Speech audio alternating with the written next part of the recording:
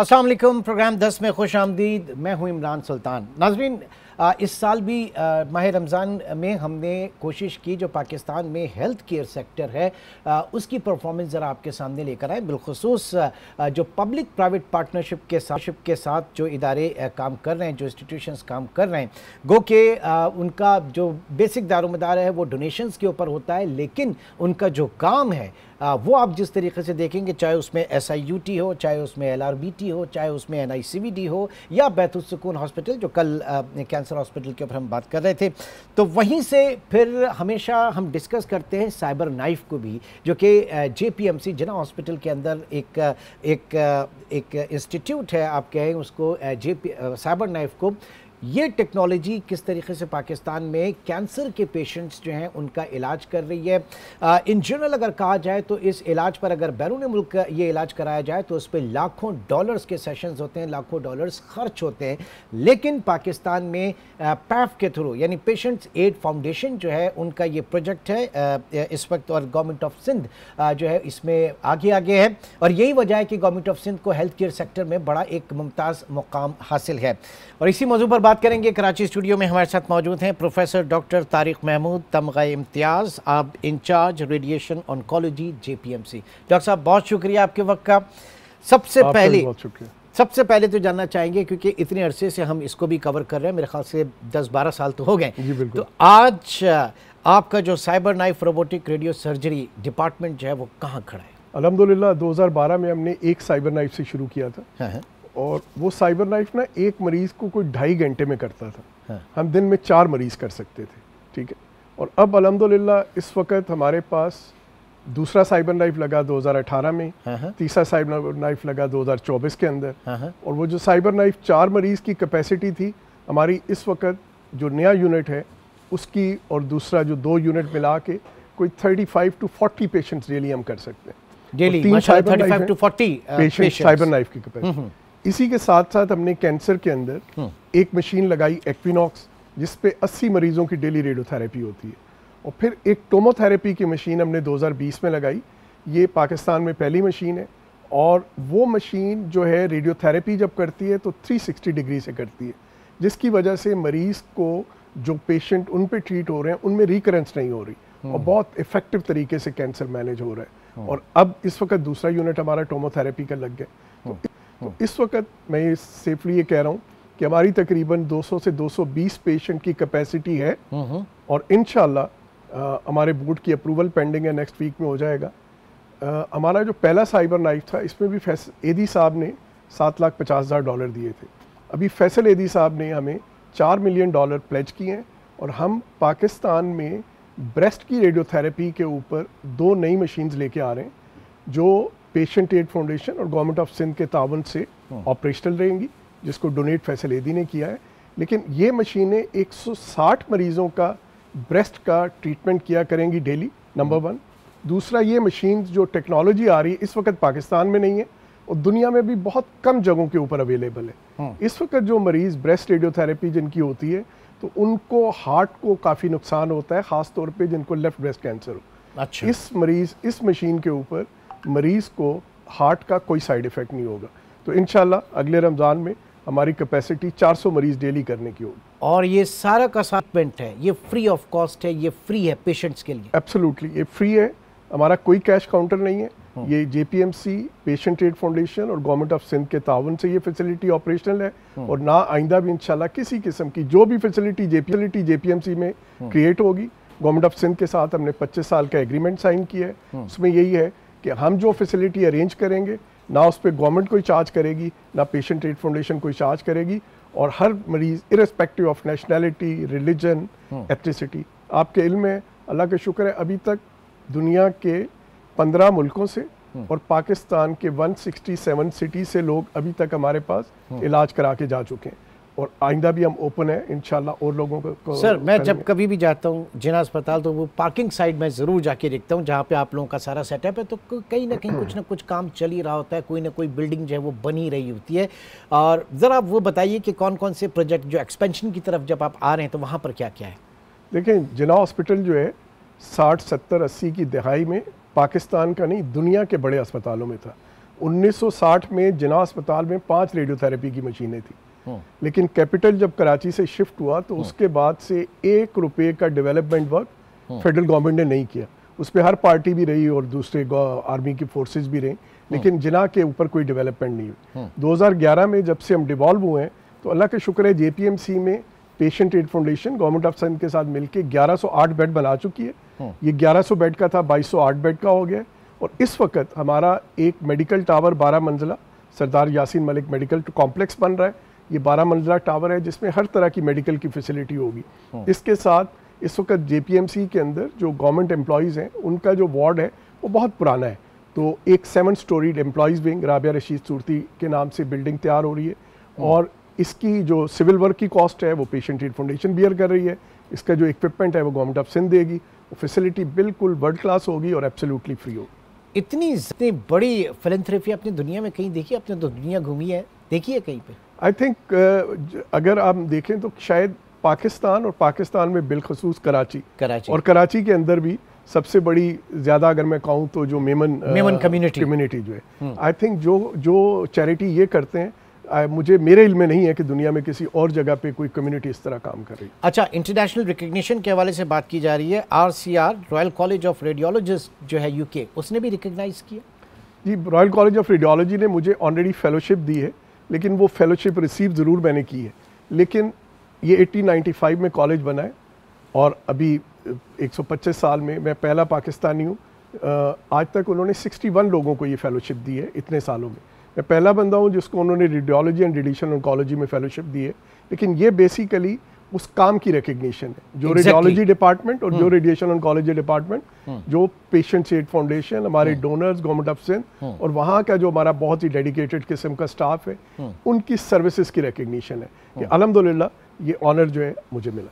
अच्छा, अब ये बताइए, हम बात करें पेशेंट्स एड फाउंडेशन पैफ, ज़रा इसके ऊपर बताइए कौन लोग हैं इसमें, क्लब किन लोगों का है, क्या इन किस तरीके से ये काम करते हैं, फिर इनकी मॉनिटरिंग किस तरह, क्योंकि ज़ाहिर है कि इसमें फ़ंड्स वगैरह आ रहे हैं और पूरी दुनिया से जो है वो आते होंगे, तो थोड़ा सा इसके ऊपर भी हम जानना चाहेंगे। देखिए 1990 में जब मैंने बताया ना 80s तक तो जनाब बहुत अच्छा था, तो 1990 में हमारे प्रोफेसर जुमा है, उन्होंने कुछ सिविल सोसाइटी के लोग हैं जिसमें मियाँ जाहिद बशीर, मुश्ताक छापरा, शाहीन सुलेमान, यूनुस बंगाली, शबीर दीवान, ये 4-5 लोगों को उन्होंने मोटिवेट किया कि यार जनाब कि आपकी मुझे हेल्प की ज़रूरत है ब्लड बैंक के लिए। तो उन्होंने ब्लड बैंक के साथ काम करना शुरू किया। पैफ ने स्टार्ट किया और डॉक्टर जुमा जो बैतुल-सुकून में भी मेरे ख्याल से नहीं, प्रोफेसर रशीद जुमा जो अब किडनी सेंटर में हो उनके CEO हैं।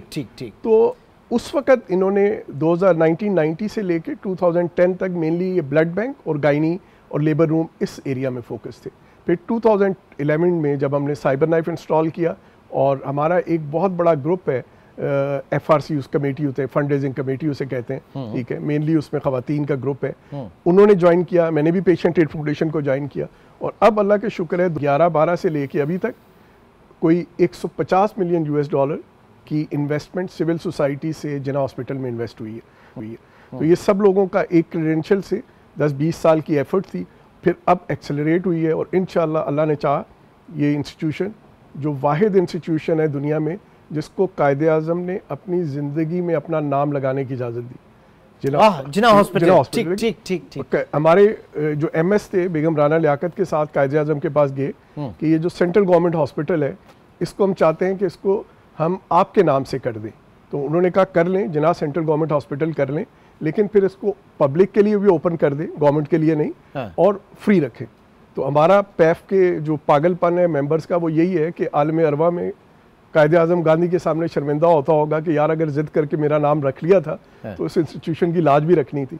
तो हमारा ख्वाब है कि हम इंशाल्लाह बहुत जल्द अगले 3-4-5 साल में इस इंस्टीट्यूशन को इस लेवल पे लाएंगे कि हर इसका एरिया जो है वर्ल्ड क्लास हो। अब कितना ज़रूरी है इस तरह की चीज़ों को एग्जीक्यूट करने के लिए जो गवर्नमेंट है उसका, क्योंकि देखें 18th अमेंडमेंट के बाद हेल्थ और एजुकेशन ये ज़ाहिर के प्रोविंशियल सब्जेक्ट हुए और उस पर पूरी दुनिया में कोविड के बाद हमने देखा कि सिंगल लार्जेस्ट अगर इन्वेस्टमेंट कहीं पे हुई है तो वो हेल्थ केयर सेक्टर के अंदर हुई है।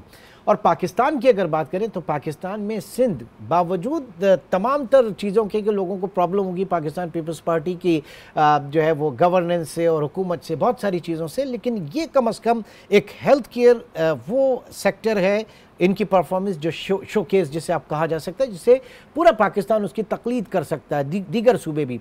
तो कितना ज़रूरी होती है ये चीज़, और फिर क्या आप देख रहे हैं कि अगर कोई स्टार्ट ले दूसरा सूबा तो कहाँ से उसको काम शुरू करना है? क्योंकि कहा यह जा रहा है कि इसमें जनाब विल तो आपकी है लेकिन उसके लिए प्लानिंग बहुत ज़रूरी होती है।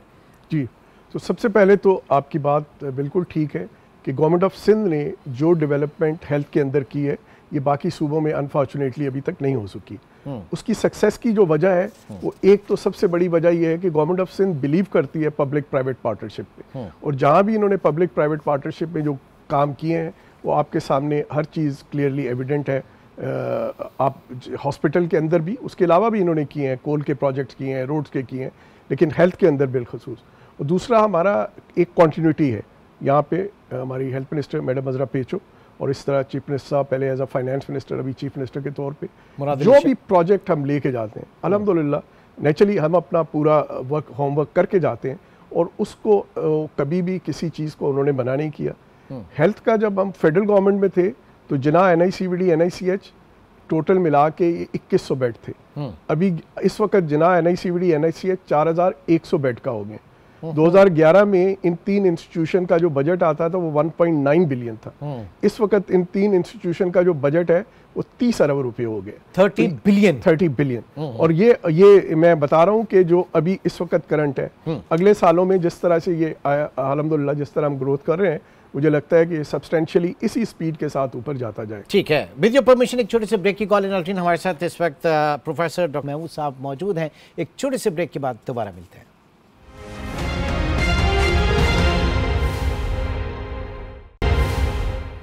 Welcome back. Professor doctor Tariq Mahmood इस वक्त हमारे साथ मौजूद हैं।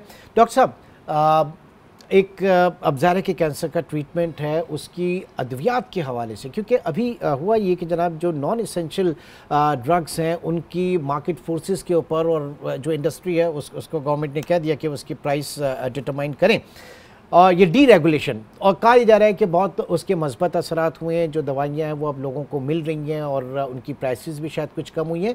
लेकिन आपकी तरफ क्या सूरत हाल है? क्योंकि कैंसर के पेशेंट्स जो हैं इनके लिए यकीनी तौर से बहुत महंगी अद्वियात होंगी। रेडिएशन तो आप कर रहे हैं, लेकिन दूसरा साइड जो है वो बड़ा तकलीफ दे है, और जो इसके इंजेक्शंस होते हैं वो भी ये कहा जाता है कि नहीं मिलते हैं, जो दर्द के जो इंजेक्शंस हैं।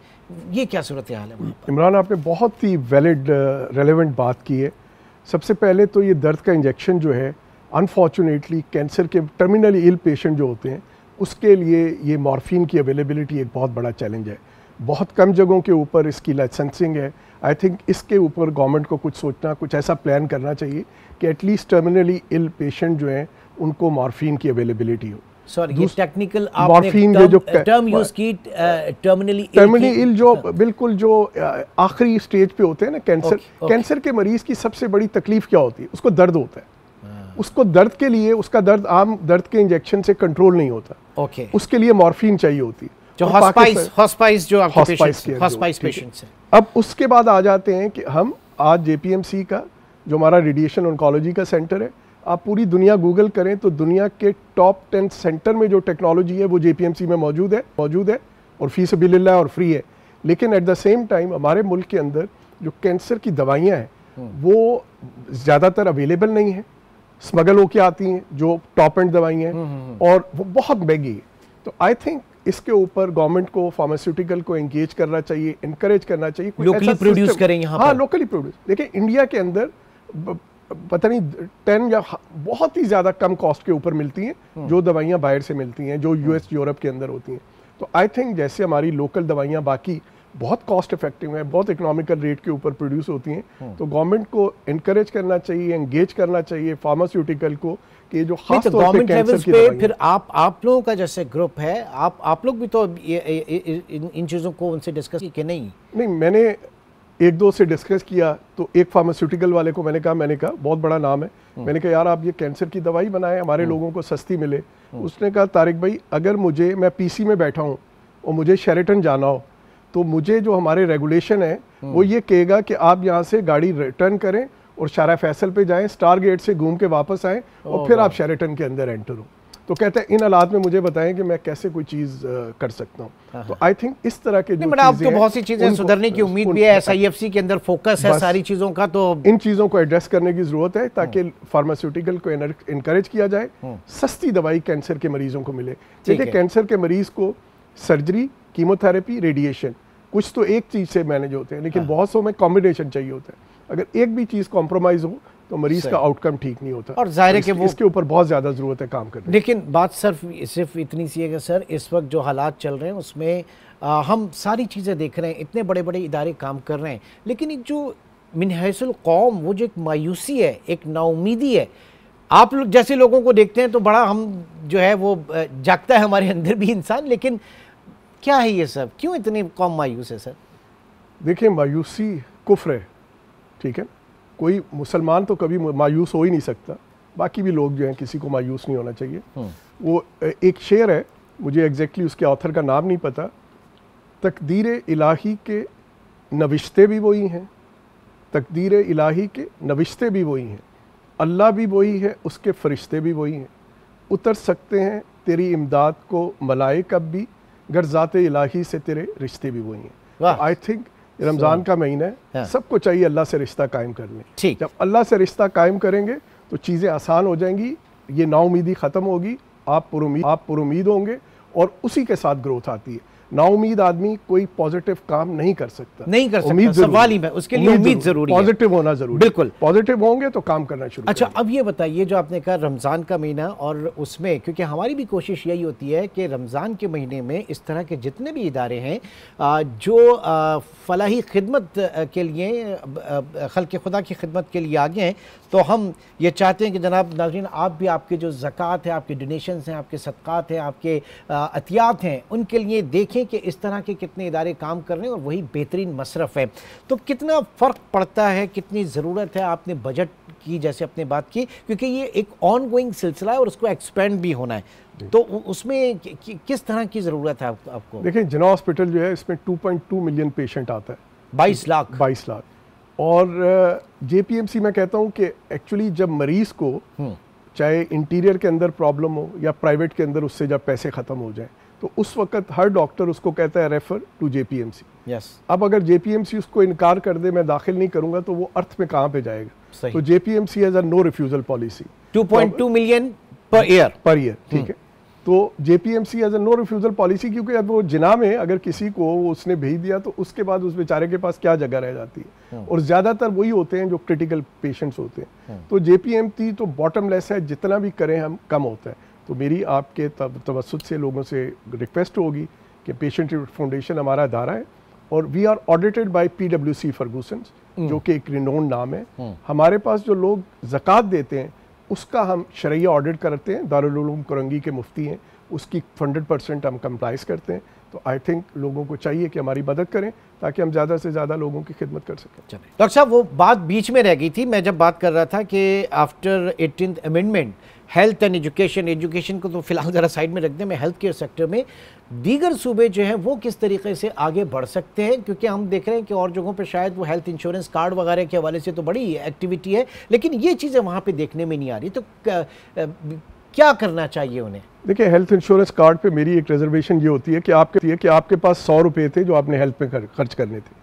आपने उसमें से 25-30 रुपए तो इंश्योरेंस वाले को प्रॉफिट दे दिए। सेम मैं भी यही बात करता हूँ प्रोग्राम में। तो अब मेरा ये था कि अगर कोई लीकेज थी, चोरी थी, इनएफिशिएंसी थी, तो उसको इम्प्रूव करने की ज़रूरत थी, उसको बेहतर करने की ज़रूरत थी, क्योंकि एक बहुत बड़ा इंफ्रास्ट्रक्चर हेल्थ का मौजूद है सब प्रोविंसेस में। जब आप पैसे इनको दे देंगे तो वो इंफ्रास्ट्रक्चर आहिस्ता आहिस्ता रिडंडेंट हो जाएगा। तो जो सक्सेस है, अभी कुछ अर्सा पहले AKU ने एक मीटिंग की थी जिसमें प्राइम मिनिस्टर साहब थे और chief minister Sindh, governor, vice prime, ये हमारे फाइनेंस मिनिस्टर इसाक डार साहब, ये सब लोग थे।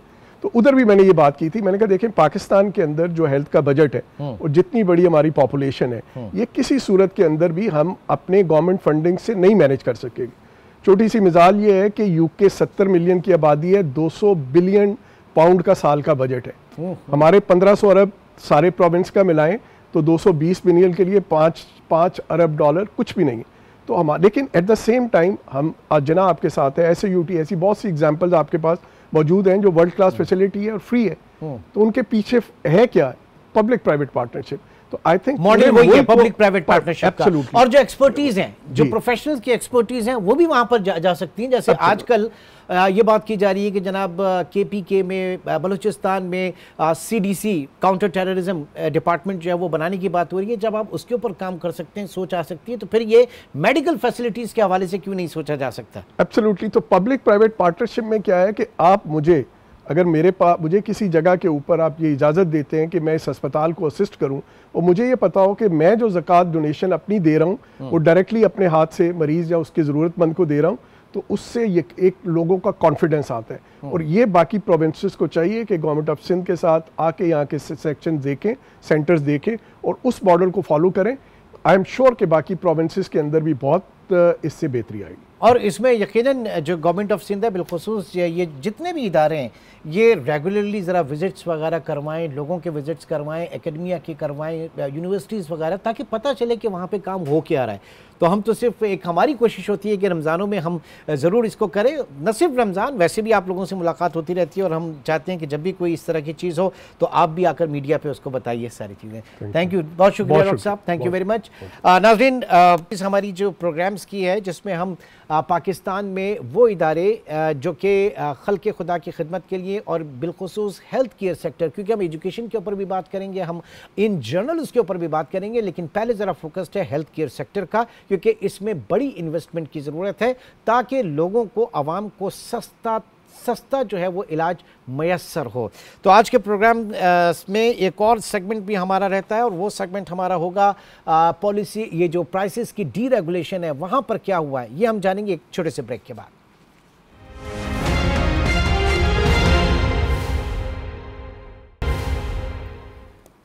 Welcome back. बात कर रहे हैं पाकिस्तान के फार्मास्यूटिकल की। पाकिस्तान में जो फार्मास्यूटिकल का सेक्टर है उसमें स्पेशली बड़ा एक चेंज इस वक्त महसूस किया जा रहा है, और वो ये कि जो नॉन एसेंशियल ड्रग्स हैं, जो गैर अहम अद्वियात होती हैं या जान बचाने वाली अद्वियात की कैटेगरी में नहीं आती, उनकी जो प्राइसेस का तयन है उसको हुकूमत ने मार्केट फोर्सेस को दिया, यानी प्राइस डीरेगुलेशन, और इसके बड़े मस्बत असरात जो है वो इस वक्त नोट किए जा रहे हैं। खुद SIFC ने भी इसको इंडोर्स किया है। SIFC जो कि स्पेशल इन्वेस्टमेंट फैसिलिटेशन काउंसिल है, वो भी ज़रा फोकस कर रही है इस वक्त उसमें भी फार्मा सेक्टर के ऊपर। ये क्या मामला है ये जानेंगे इस वक्त। Chairman PPMA Pakistan pharmaceutical manufacturers association Tauqeerul Haq साहब इस वक्त हमारे साथ मौजूद हैं। तौकीर साहब, बहुत शुक्रिया। सबसे पहले जानना चाहेंगे कि कितना बड़ा फ़र्क इस वक्त देखा जा रहा है, ये प्राइस डीरेगुलेशन जो आपके यहाँ नॉन एसेंशियल ड्रग्स की हुई हैं, क्या मस्बत नताइज इसके सामने आ रहे हैं?